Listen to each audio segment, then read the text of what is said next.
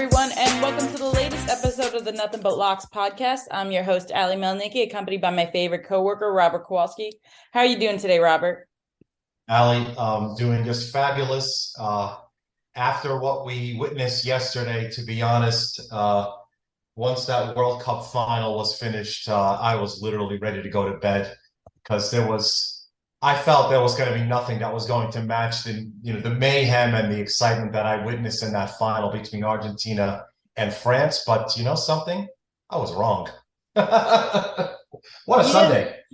it was. I was obviously, you remember, I was at the Jets Lions game, and the World Cup was on all the screens before kickoff, so it was exciting to watch it in the stadium. And it was also kind of odd because it was as soon as Argentina literally kicked the final penalty to win the World Cup for them, it was just kind of everyone said yay, cheered, and then it was like, okay, let's get to real football.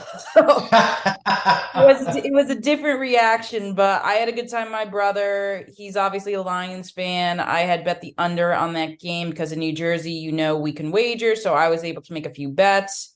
The under hit, so I was happy with that. Overall, I had a good week. I was 10-5 against the spread. A few bad beats, but that's still, I will take a 10-5 week as one of the best weeks you could probably have.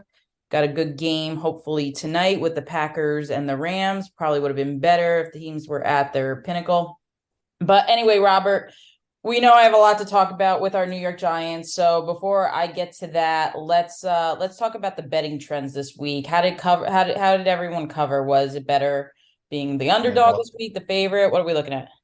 no doubt, Ali. After we watched the Giants beat the Commanders 20-12 on Sunday Night Football, which they did as 4-point road dogs and plus 175 on the money line.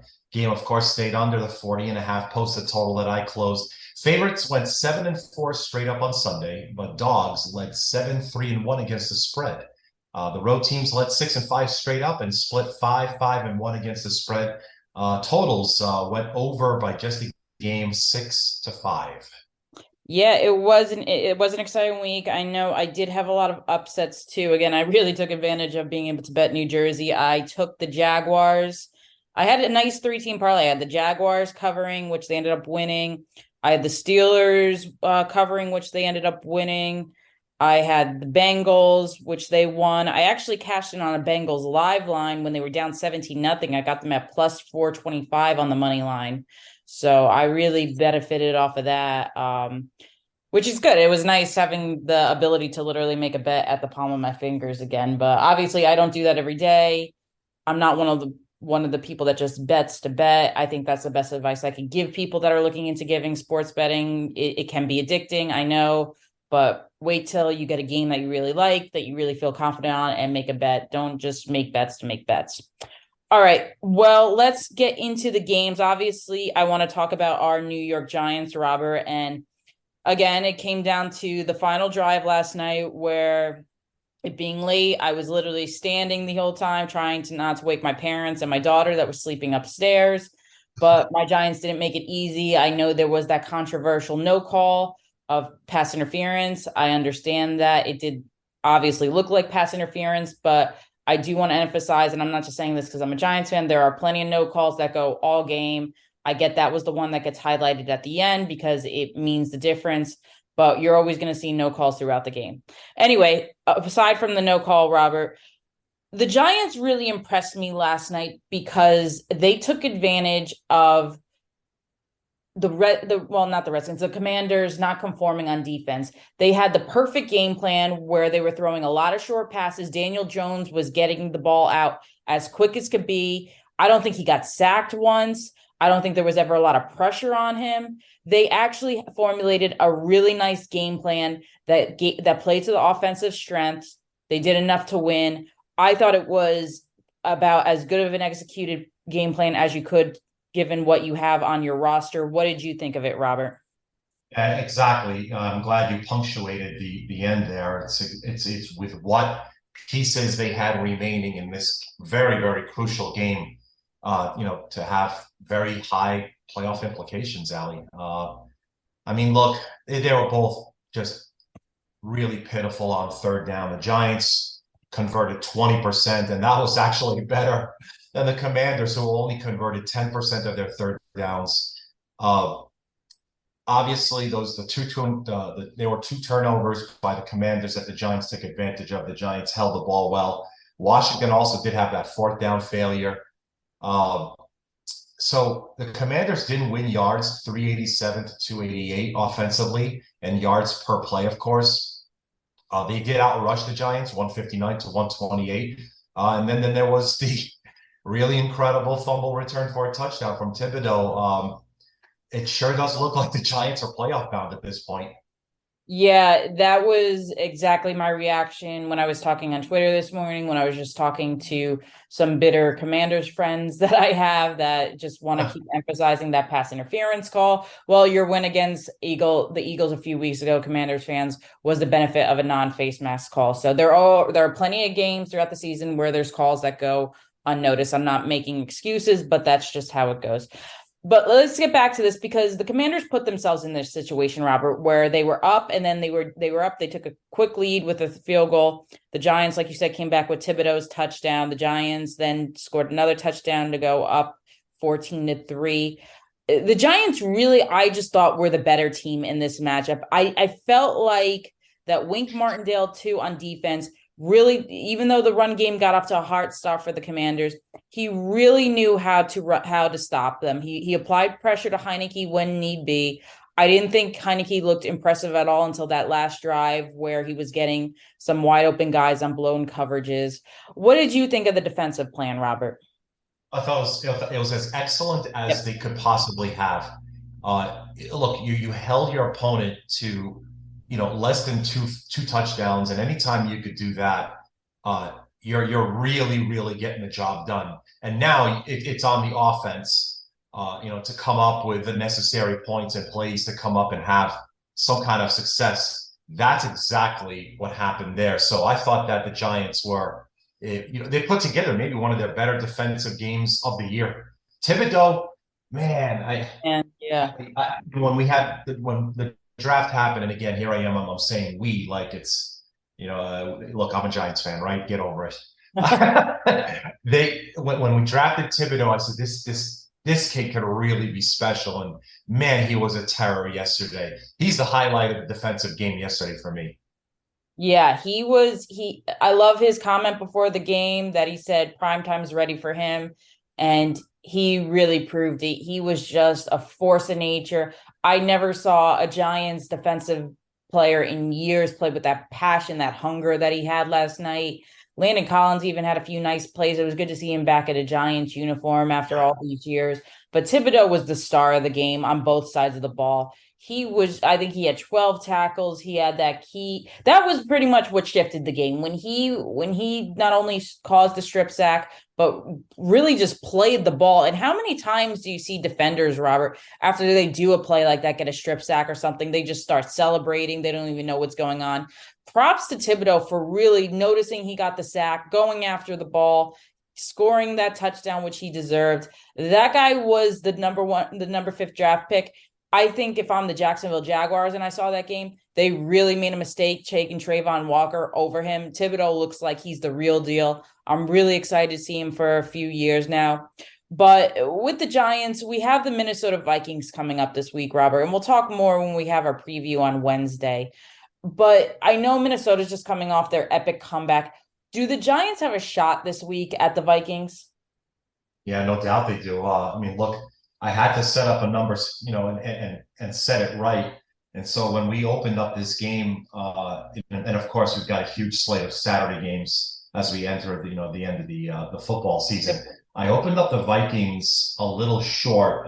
We opened them up 3 at home with a total set to 47, Alley. But it jumped to 3.5, and actually there's already a 4. And so, I mean, look, it's what the market dictates. And so that's where we're going to go with. But yeah, Vikings already a 4-point favorite, getting ready to host the Giants.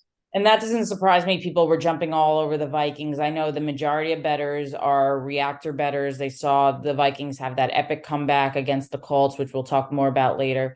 But that I think that line to me speaks volumes for the Giants that there's a real good chance we upset them.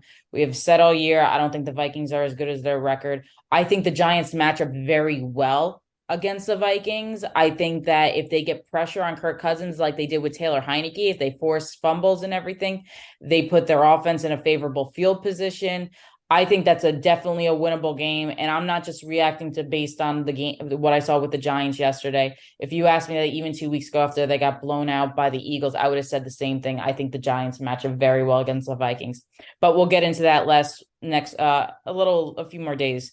Anyway, Robert, before we move on to the next game, let's talk about Washington real quick.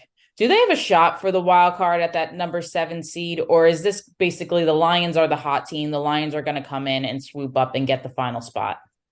Yeah, Ali, it's a great point. And again, this is the incredible nature that is the NFC East. Even with that loss, the Commanders only dropped to seventh, actually, in the playoff picture for NFC. They're still ahead of the Lions and the Seahawks, with that tie being the difference between the 7-7 records of Detroit and Seattle.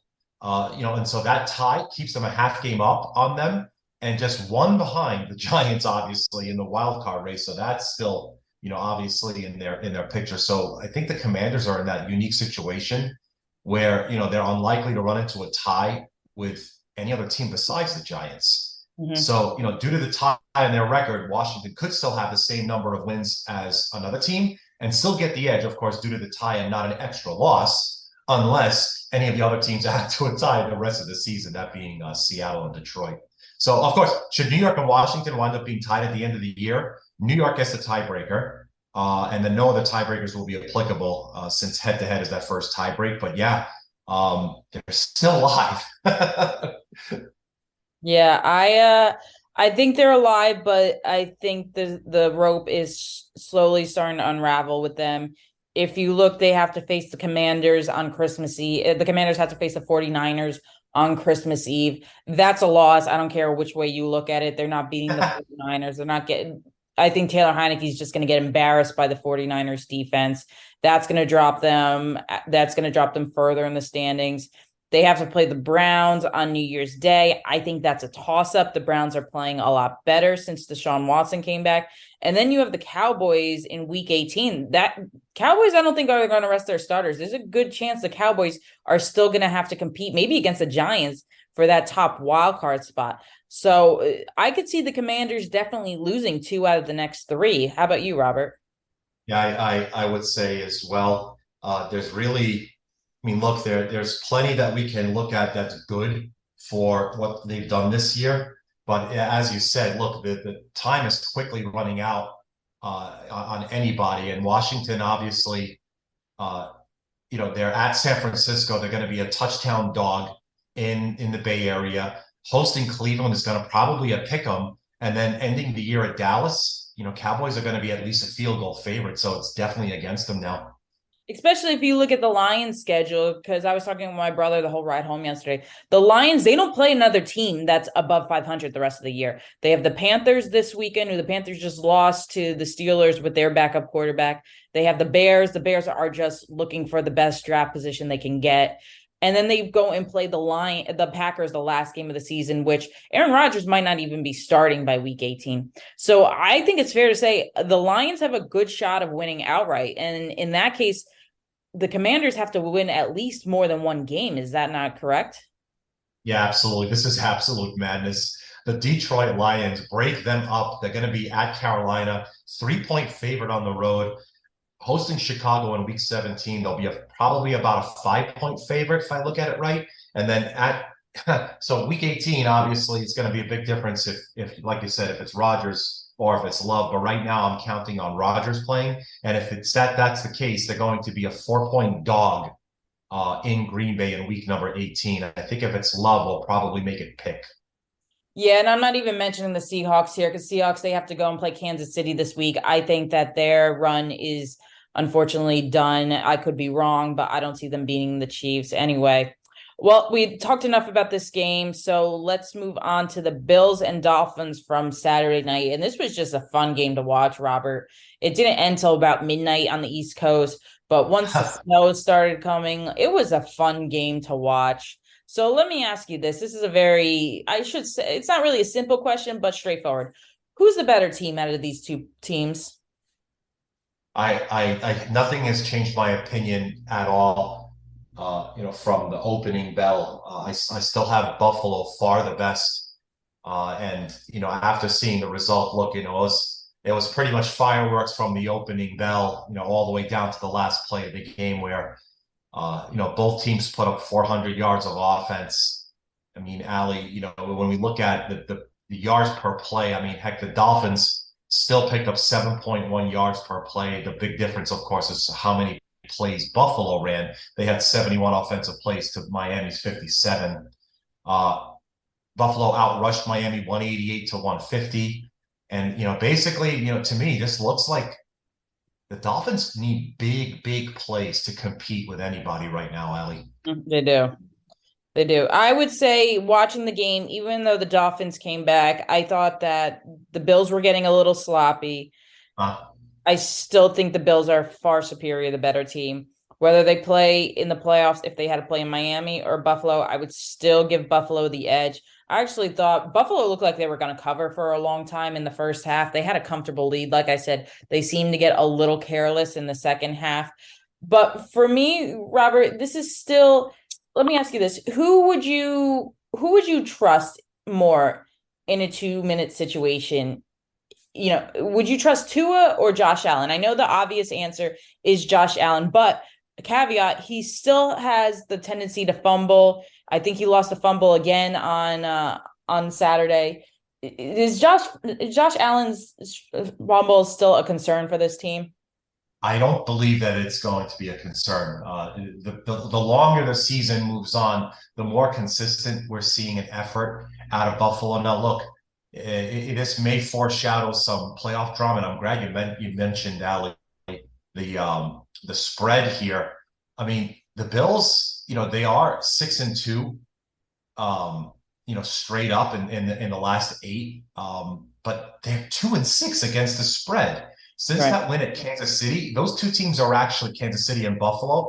They're 3-12-1 against the spread since the showdown of Buffalo versus of Kansas City.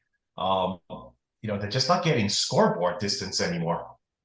Yeah, it's a little bit concerning to me, but I would still say if Buffalo faced the Chiefs or the Bengals in the playoffs, I would still take either the Chiefs or the Bengals over them. I just still think that Josh Allen has a tendency to make a turnover, and I don't see the same thing with Pat Mahomes or Joe Burrow. I don't know if it's because Brian DeBall's not there anymore. Brian Dable's not there for Josh Allen anymore, but there's just still something, and he almost threw the Lions game away a few weeks ago too. There's just still something that worries me about them. How about you? Fair, very fair assessment. I think until I see something really critical, I have them on par as the best right there with Kansas City. So um, much like we take a look at how the playoff races are looking at, Dallas, Philly, San Francisco, I still have Buffalo, Kansas City, and Cincinnati right there. So not so much concerned about the offensive struggle as of this moment, despite them not covering the number that we put out each and every week for this team. And real quick before we move on to the next game, should the Dolphins be worried at all? Because this is their third straight loss, Robert. And this was a better loss. The other two against the Niners and the Chargers, I didn't think the Dolphins looked good at all. They didn't look great in the first half, but they did come back with a solid second half. Should the Dolphins be worried about their playoff hopes, or does the Jets loss and the Patriots loss yesterday just pretty much secure they're going to make the playoffs? Correct. That's exactly the latter. Once I saw those losses, and specifically how they affect the division race, I really don't have much more of a concern. And I've at this point carved in Miami into a playoff spot alongside with Buffalo out of the division. Despite and I can go ahead, I'll just give a quick shout out to my very longtime friend, Greg Gorla, who's just an incredible bookmaker unto his own, is in the business right now. He's based near Buffalo in upstate New York, almost Canada, if I like to say. And so he sees a lot of the Buffalo and a lot of the fandom and a lot of discussion that went on around with Miami. And despite Buffalo fans thinking that dolphins are fish, we'll go ahead and forget about that for a moment. I still think that we're going to see. You could go ahead and pave the highway for Buffalo and Miami into the playoffs this year. The only caveat about the Dolphins is they have the benefit if they do get that number one wild card, if they're the fifth seed in the AFC, then they would play, which looks like as of today would be Tennessee, the Titans. And I think that's the best matchup the Dolphins could get. Now, if you drop to that number 6 or number 7 spot, though, Robert, you're going to probably have to face either the Bills, either the Chiefs, or the Bengals. I think that they're doing themselves a disservice with all these losses because I believe right now they're tied with the Chargers record wise, but the Chargers hold the tiebreaker. Should the Dolphins be concerned, though, if they don't get that number 5 wild card position? Holy shit. Actually, Ali, you make a great point. I don't, yeah, look, they definitely need to win out, right? And they have some very challenging games ahead of them, but holy Christ, what about the number one seed in the AFC? I Mm-hmm. mean, we're talking about Buffalo and their lack of covering here. You think Buffalo could actually hold on for the number one seed here? I know you're probably showing a little tentative support here for them. I mean, they hold the tiebreaker over Kansas City head to head. Depending on much else. I mean, they've got the Bears. They played Bengals Monday night. Patriots at home. Bengals, by the way, and we talked a little bit about them. They play New England, uh, home to Bills, home to Ravens.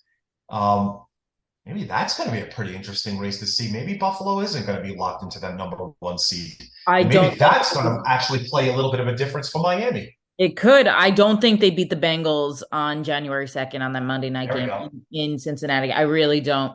I think that the Bills will win. They'll beat the Bears for sure this weekend. I think they lose to the Bengals and they'll probably beat the Patriots of week 18. But the Chiefs are going to get the number one seed. The Chiefs has the easiest schedule. They don't play a team that's above 500 anymore. They have the Seahawks. That's a win. The Broncos is a definite win. And then you have the Raiders the final week of the season. The Chiefs are going to run away with it. They'll be a number one seed. The Buffalo Bills are going to wind up probably either the 2 or the 3. I would guess right now the 3 seed because if Cincinnati does beat them, I think Cincinnati will have the tiebreaker if they finish with with the same record. So if I'm the Bills, that game against Cincinnati is the world. You need to have that number one seed. I think if you're Buffalo, you need to have home field advantage the rest of the way because if you're playing against Cincinnati or Kansas City on the road come playoffs, I have to give the advantage to the home team. How about you? Man, Kansas City Chiefs really do miss Tyreek Hill, don't they? Oh gosh, imagine we see the Chiefs and the Dolphins week 1, or at least in the divisional matchup, if not the wild card round. That would be a Right, uh, right. be a fun homecoming. Well, let's move on to the Vikings and the Colts, which you and I did disagree the other day. I did take the Colts +4. You had the Vikings covering and winning. I mean, I must say, Robert, because this was another game I bet on. I didn't take the money line, but I took the Colts +4. I thought when they had the 33-0 lead, this was a lock. I was actually kicking myself for not taking the money line. And then slowly and surely, the Vikings just came back and won that game. So we all know what happened. This is probably the second worst blown game for Matt Ryan. We all know what happened in the Patriots Super Bowl game.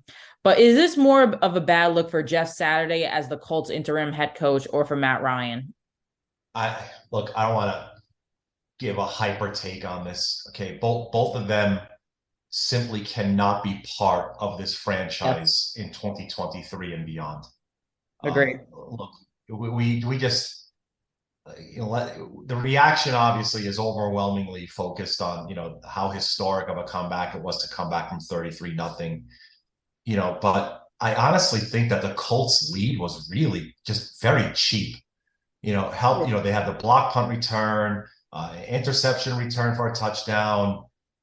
The offense was really kind of crappy all day. Moving, stalling for field goal attempts, which was kind of similar to Jets and Vikings recently. I mean, look, Vikings obviously deserve credit, for a really frantic rally, but it was kind of like a one-sided foot race. where the faster team just stops shooting itself in the ass. Yeah, I think I 1,000% agree with you. I know a lot of people were talking about the Vikings' historic win. I thought it was more of a Chiefs' historic collapse. I don't know how. I understand giving up 2, 3 touchdowns to the Vikings. You're having your defense play a little off the ball, just not wanting to give up the big plays. But when the Vikings turn this into a game being down only 2 scores with still like a whole quarter to go, I actually said it. I was like, the Vikings are going to end up winning this game. I think this just caps the Colts season as the ultimate disappointment you could actually name for any other team because they even I would say over the Denver Broncos because the Colts, unlike the Broncos, were 1 win away from going to the playoffs last year. They needed to win one of their last 2 games. They didn't. They put the scapegoat all on Carson Wentz, blamed him for losing it. They brought in Matt Ryan, who they said we just needed a serviceable quarterback. Well, you needed more than just Matt Ryan, who was absolutely a failure. You needed a lot more. Jonathan Taylor just didn't show up this season. I know he did deal with injuries, but even when he was healthy, he nowhere resembled his MVP self. So for the Colts, I think that this was more of a statement that their season, they just need to blow up that team. And I actually think that the Colts are in for a long few years of rebuilding than they are being contenders. Do you think that too? I, I agree as well. I mean, everything looked really sunny for their forecast for this season, and you look, clearly they just picked the wrong pieces and it failed miserably. So you got to build from literally step number one, and that's putting together an administration that knows how to run a franchise successfully. I'm going to say this once, and I'm not going to say it again until every coach is fired and hired on Black Monday. If I don't see Eric Bieniemy as a head coach, I might be done with this entire league. Yeah, I mean, he's been interviewing for years. I don't know if he just makes bad interviews, but for some reason, teams have just been hesitant to give him the reins. So I agree with you. I think that this is finally the year, though, he will get hired. You sure have a lot of other strong candidates. I know D'Amico Ryan of the Niners. He's done a fantastic job with that defense. He should be one of the leading candidates as well. Real quick, before we highlight our final game, Robert, I know the Vikings play the Giants this week, but was this comeback a momentum boost? Or is that just something we play up in the newspapers? Because we remember the last Minnesota Miracle when Case Keenum threw that ridiculous pass to Stephon Diggs, and then they went into the NFC Championship game and just got completely blown out by the Eagles.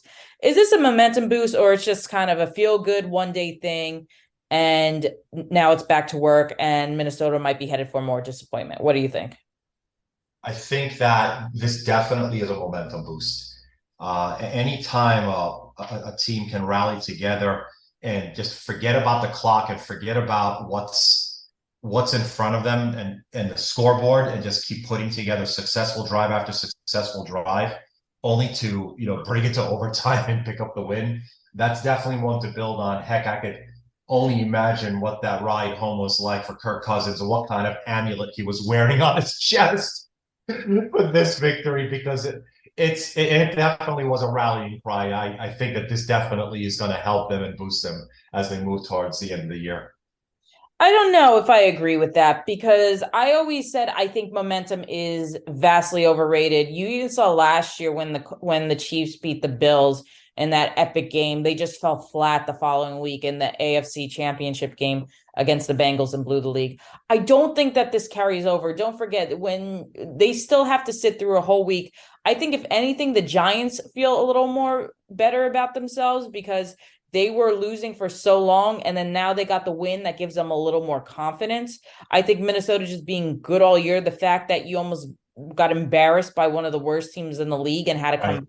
I don't know if I feel great about that because you still put yourself in that big of a hole to begin with. And again, this is one of the worst teams in football. So I actually don't think it's that big of a momentum boost. I think the spread is saying it all. I know already. I talked to friends that think that the 4-point spread with the Giants and the Vikings is way too low, that the Vikings should be 7+ point favorites. But again, I don't think that this Vikings team is going to respond the way public bettors think. I think that the Giants will play them close, hopefully pull out the upset. I'm going to speak as a fan and say hopefully pull off the upset. But I think it's going to be a good game.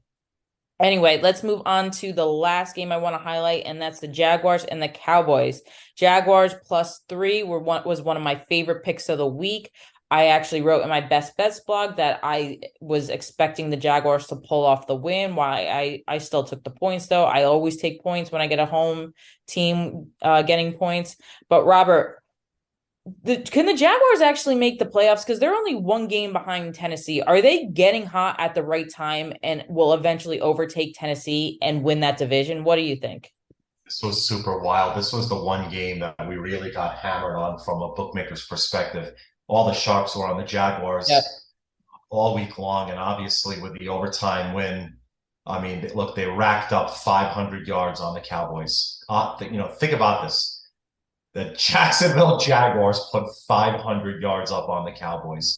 And if that's not enough, I mean, look, from a point spread perspective right now, the past 2 weeks, Ali, the juggernauts, and we've been talking about them the last month, Buffalo, Kansas City, the Eagles, the Dallas, they're combined 1-7 against the spread right now the past 2 weeks. Hmm. They can win the routes when opponents suffer turnovers.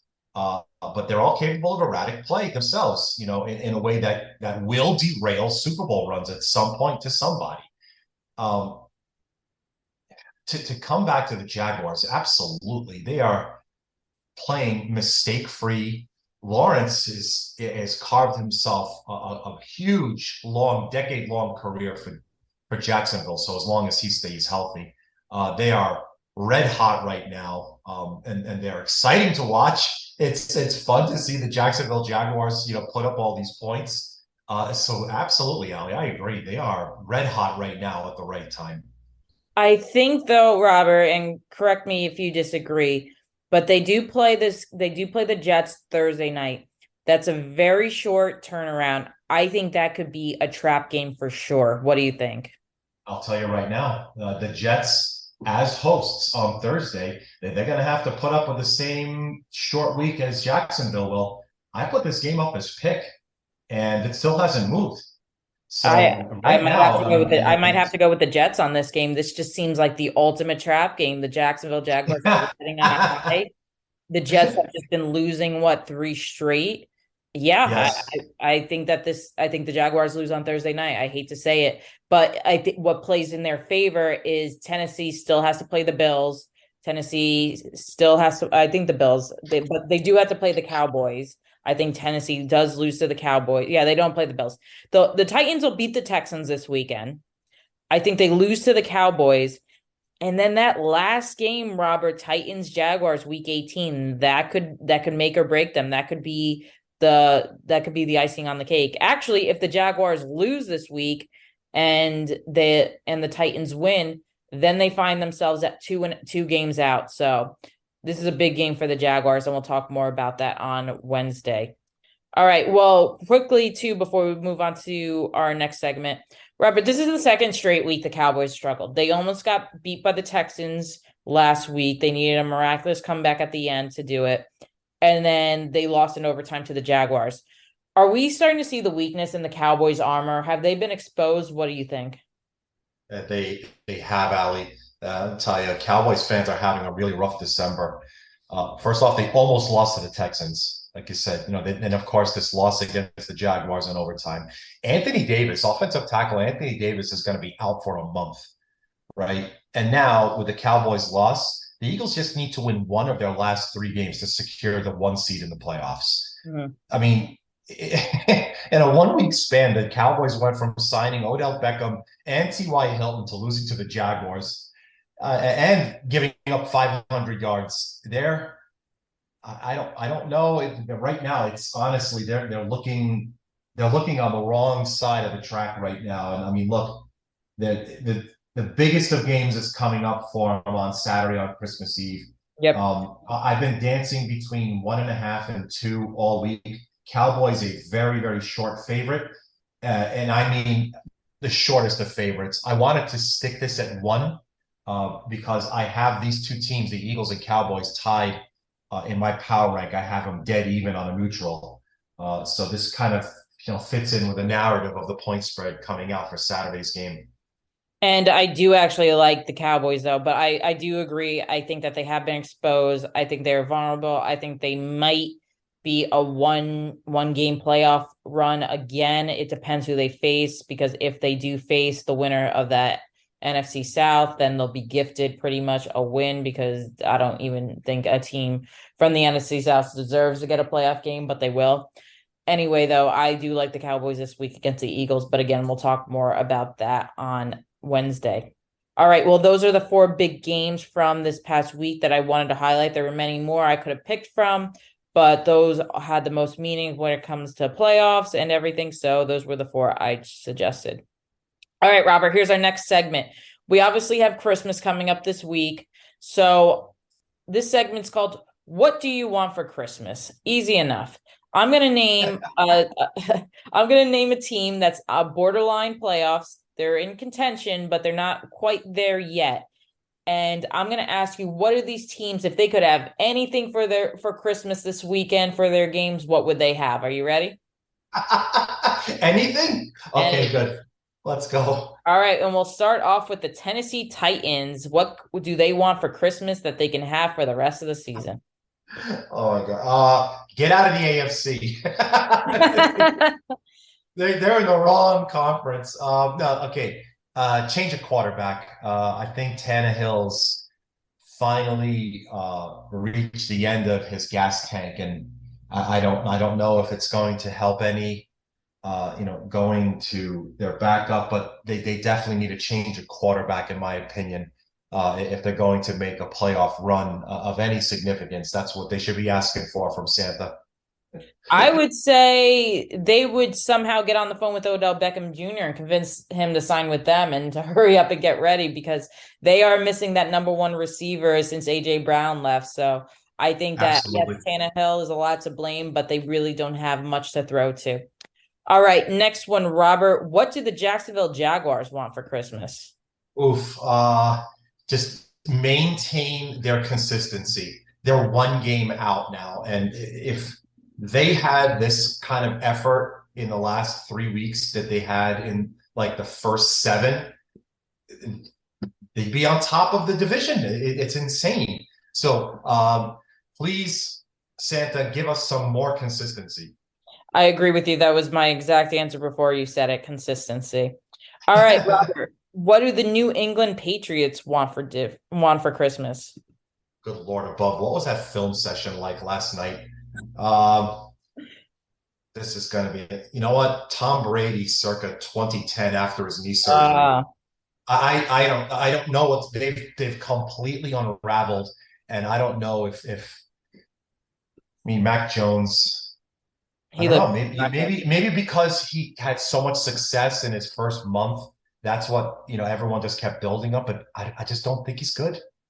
No, and I would say they want Bailey Zappi to come back and be the same quarterback that won them a few games Wow. earlier this year, because it's not Mac Jones, that's for sure. All right, next team, Robert. What do the New York Jets want for Christmas?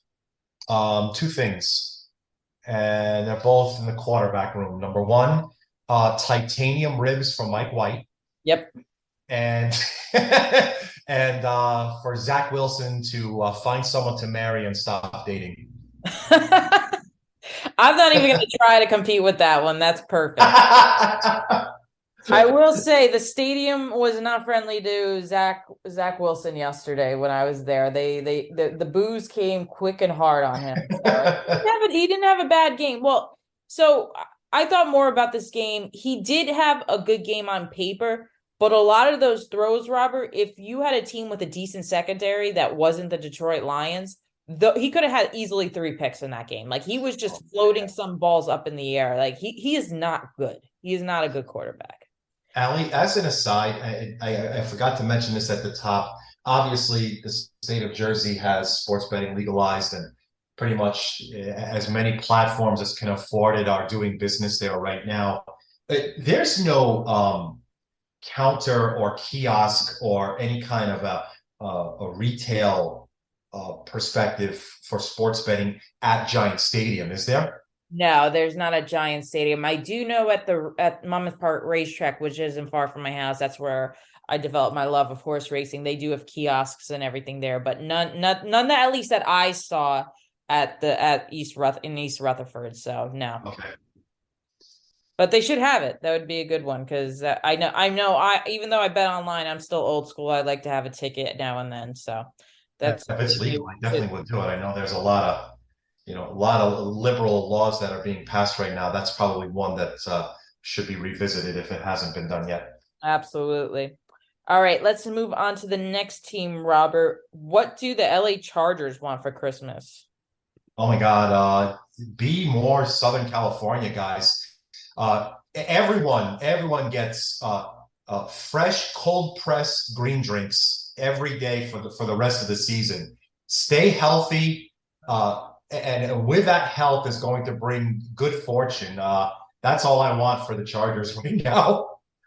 Yeah, I would just say a clean slate of health because they seem to just get Yes. injuries from time to time when they don't need it. So just stay healthy. I agree with that one. All right, final one, Robert. What do the Detroit Lions want for Christmas? Man, oh man. Look, you guys, simply put, they just need to finish ahead of the Commanders and the Seahawks, to earn that final NFC playoff spot. I mean, there's other less likely scenarios that could play itself out, but that's where we stand. Detroit goes 3-0 down the stretch, and the Commanders and Seahawks only need to lose one more each for them to make it in. Um, boy, I guess let's just go and keep giving a nice fresh bowl of Lucky Charms to Jared Goff.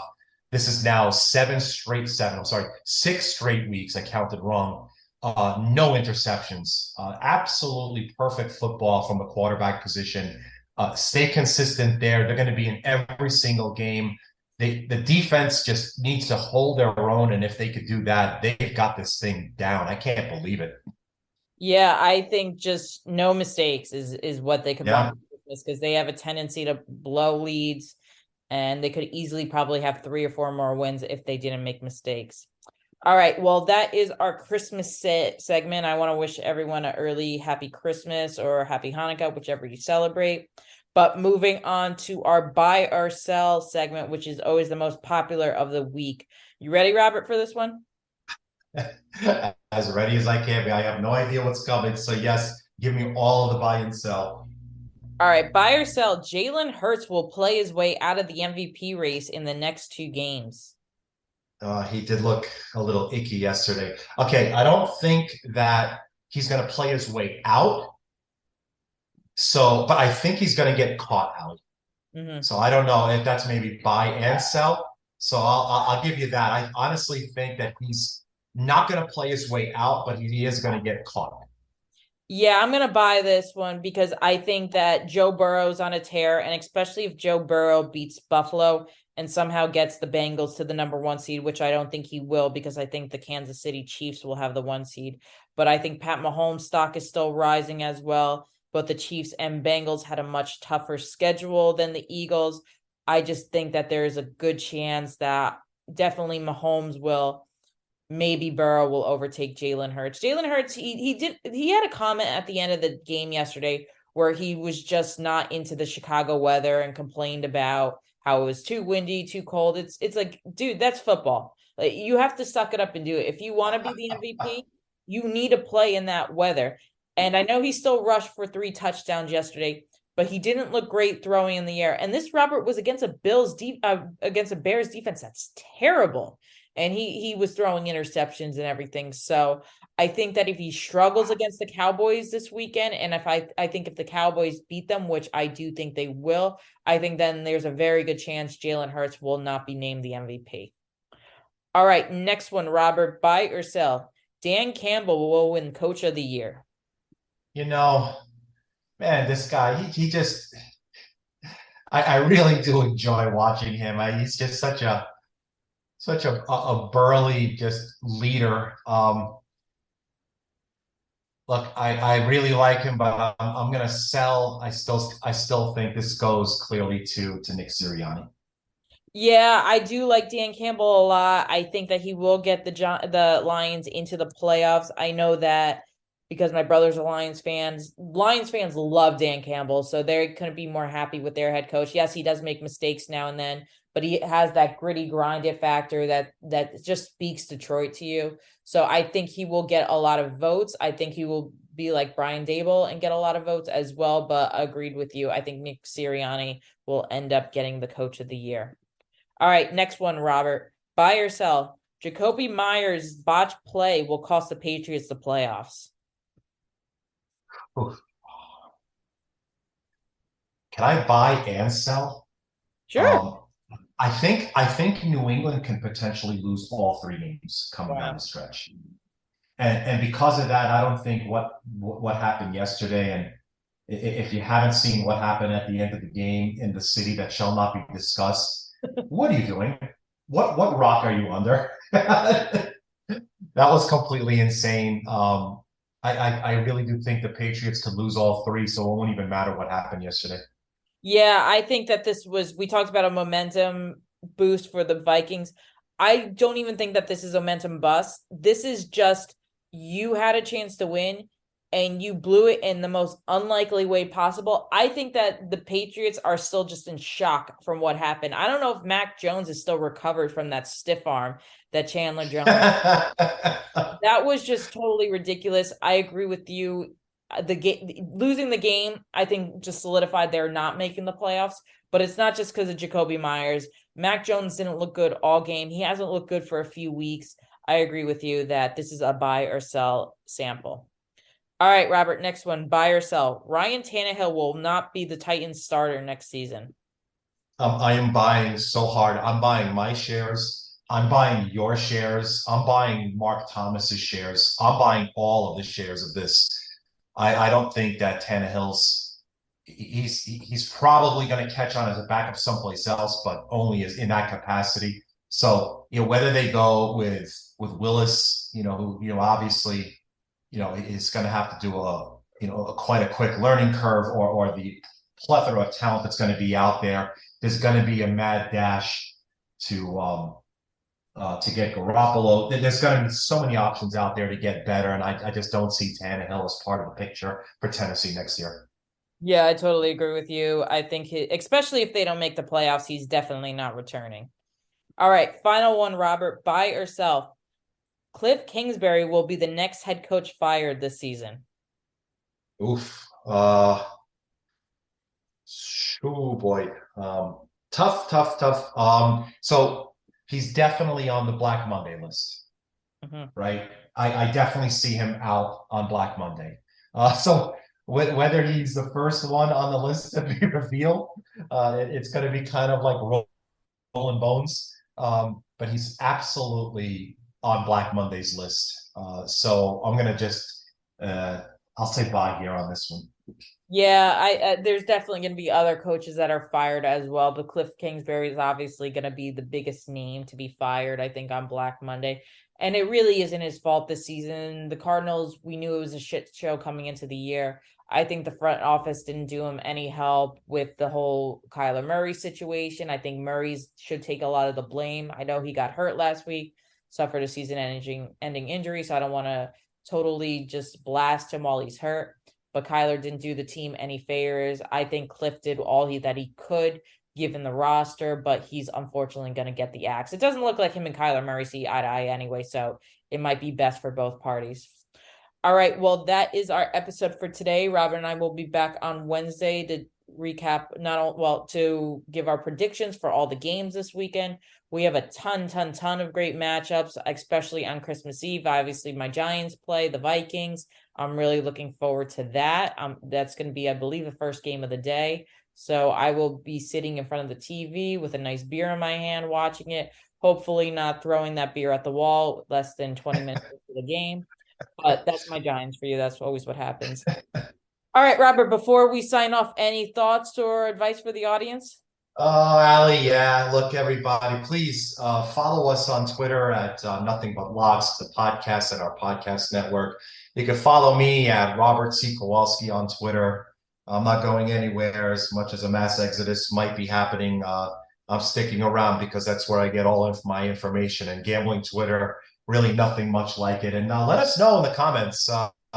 Is there something that you like to have covered? Might you have a question that you like for Ali to answer? Hop on board and, let us know what you guys think. And just really glad to be here as we enter the last couple of episodes of 2022. Yeah, it's going to be in January. Will mark a year since this podcast has been live. It's been such a great success, Robert. I really enjoy every week jumping on with you and having a few episodes. I know we mentioned it to the audience before. We've never met in person yet. I know it's going to happen No, we here. haven't. I know Robert owes me a bottle of wine from a few weeks ago, but I am looking forward to meeting Robert this year. I know it's going to happen with our company, so we'll probably have a get together. And yeah, Robert, it's been truly a pleasure being on this podcast with you. We're already at episode 86. I know you say it all the time, but it does feel like I'm sitting right next to you, and you and I could go on and on for hours and hours, but we're kind of limited to 45 minutes to an hour. So I just want to appreciate and thank you for joining me every week on this podcast. It's a pleasure and likewise, Ali. A pleasure and honor. Looking All forward right. to joining once again come Wednesday. Yes, that's going to be a good one. Well, take care, everyone, and have a great week.